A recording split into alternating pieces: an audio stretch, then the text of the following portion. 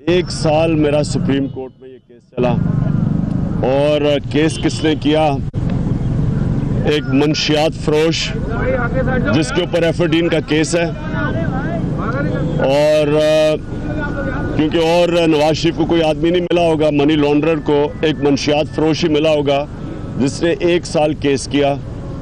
और केस उस आदमी के खिलाफ जो कभी पब्लिक ऑफिस होल्डर भी नहीं था, जो क्रिकेट खेलता था, जब उसने एक फ्लैट लिया, जो सारी अपनी जो भी बाहर पैसा कमाया हलाल का, हराम का नहीं हलाल का, वो सारा बेच के पाकिस्तान ले आया, अपने नाम पे ले आया।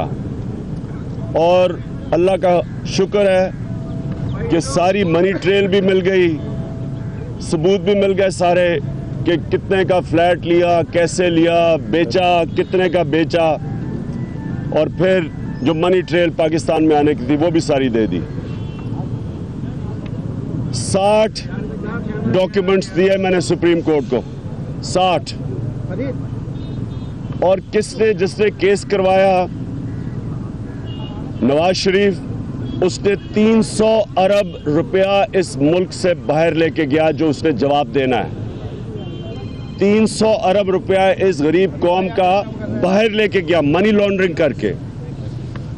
उसकी एक उसने डॉक्यूमेंट दी, एक डॉक्यूमेंट 300 अरब रुपए की, और वो डॉक्यूमेंट थी कतरी खत, जो सबको पता है कि एक फ्रॉड था।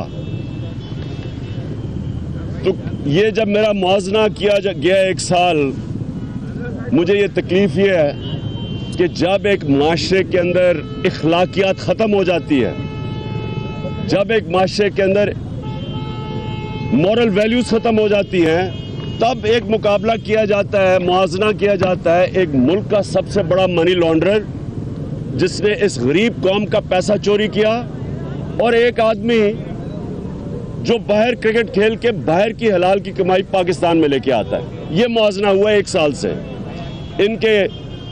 इनके करप्ट लोग बाहर सुप्रीम कोर्ट के खड़े होकर मुझे बुरा भला कहते थे, लेकिन मैं शुक्र ये करता हूँ कि ये बड़ा अच्छा हुआ, क्योंकि नहीं तो उन्होंने हमेशा मेरे ऊपर, क्योंकि खुद करप्ट हैं तो इनका सबूत ये होता है कि बाकी भी करप्ट है, तो इन्होंने हमेशा या शौकत खानम पे उंगलियां उठानी थी या मेरे पे। इससे कम से कम ये हुआ 1 साल की तलाशी के बाद कि अल्लाह का शुक्र है कि पाकिस्तान के हाईएस्ट कोर्ट ने मुझे बरी किया। लेकिन मैं ये कहना चाहता हूँ कि मुझे बड़ा अफसोस हुआ जहांगीर तरीन का। मुझे अफसोस इसलिए हुआ कि ये पाकिस्तान का वो बिजनेसमैन है जो सबसे ज़्यादा टैक्स देता है।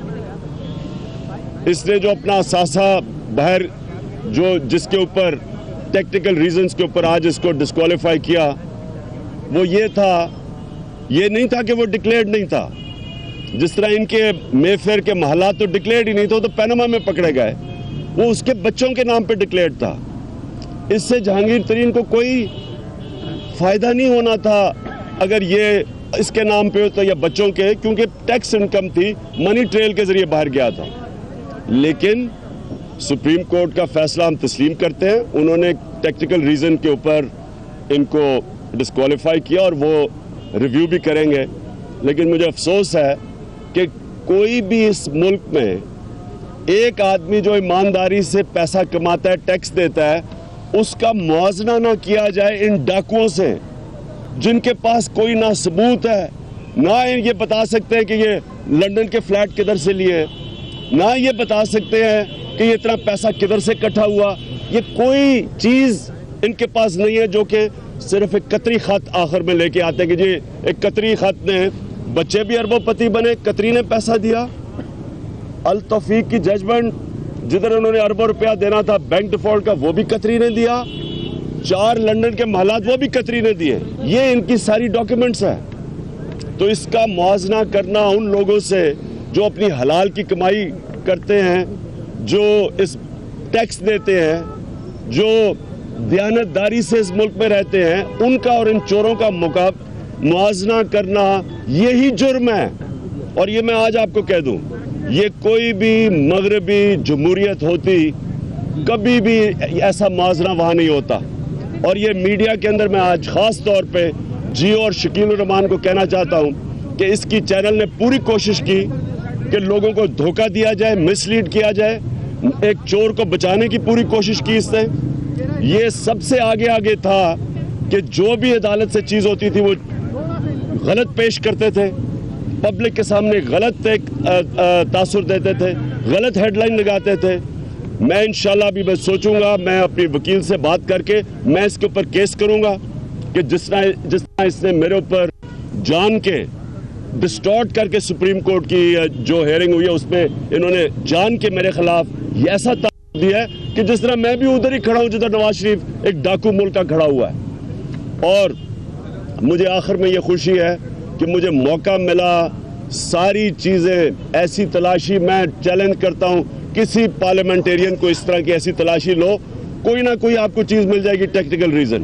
اس کے باوجود مجھے خوشی یہ ہے کیونکہ مجھے لوگ پیسہ دیتے ہیں.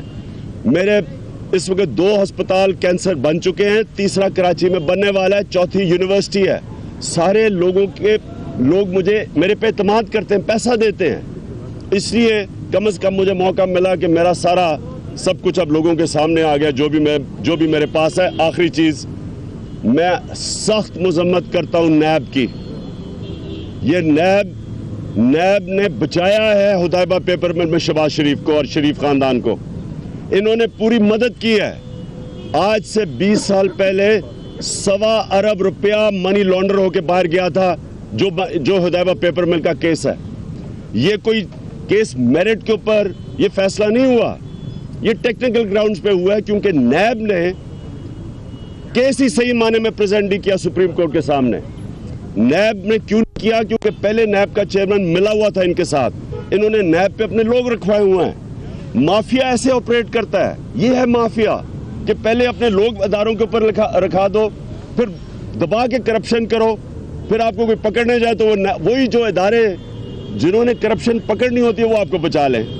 یہ ہے مافیا کا، اور اس کی وجہ سے آج یہ ملک مقروض ہو چکا ہے. اچھا خان صاحب، جہانگیر ترین چونکہ پارٹی کے سیکریٹری جنرل بھی ہیں، ان کے عہدے کے بارے میں بتائیے گا. اور چونکہ اب نااہل ہو چکے ہیں، آپ ان کا جہاز بھی استعمال کرتے ہیں، ایک نااہل شخص کا کیا کہیں گے آپ؟ میں آپ کو پہلے عرض کروں کہ ہماری پارٹی جب بھی ہم کسی بھی ٹرپ ہیلی کاپٹر یا جہاز صرف پارٹی کی ضرورت کے لیے ہوتا ہے تو پارٹی اس کے لیے پیسے دیتی ہے. یہ کسی کا ہم احسان مند نہیں ہے. میں آپ کو یہ بھی کہہ دوں کہ جہانگیر ترین کے اوپر پورا اعتماد ہے. اس نے کوئی صرف ٹیکنیکل گراؤنڈ کے اوپر کیا گیا ہے کہ جی وہ ٹرسٹ بچوں کے نام پہ تھا اور اس سے کوئی اس کو فائدہ نہیں تھا. ٹیکس کا کسی چیز کا فائدہ نہیں تھا، ڈکلیئرڈ تھا، وہ ٹیکس انکم تھی. ہمیں پورا اس کے اور تب کراچی میں میڈیا سے گفتگو کر رہے تھے. انہوں نے کہا کہ ان کے پاس ہر چیز کا جواب موجود ہے. انہوں نے کہا کہ وہ اللہ کا شکر ادا کرتے ہیں کہ 1 سال تک وہ تلاشی دیتے رہے اور جو رزلٹ نکلا وہ ان کے حق میں آیا.